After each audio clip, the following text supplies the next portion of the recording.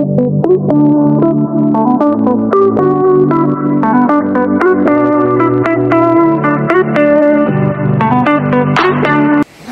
hapon po, Ginang Tori Franca.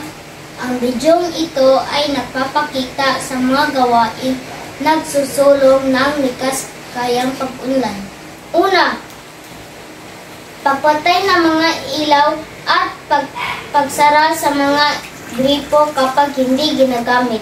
Pangalawa, pagtapon sa mga basura sa tamang lalagyan.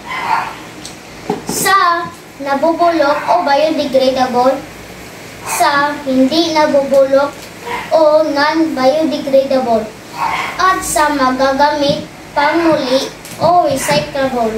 Pangatlo, pagtatanim ng mga bagong binhi ng halaman at puno. Pang-apat, pagsunod sa apat na R, reduce, reuse, recycle, at recover.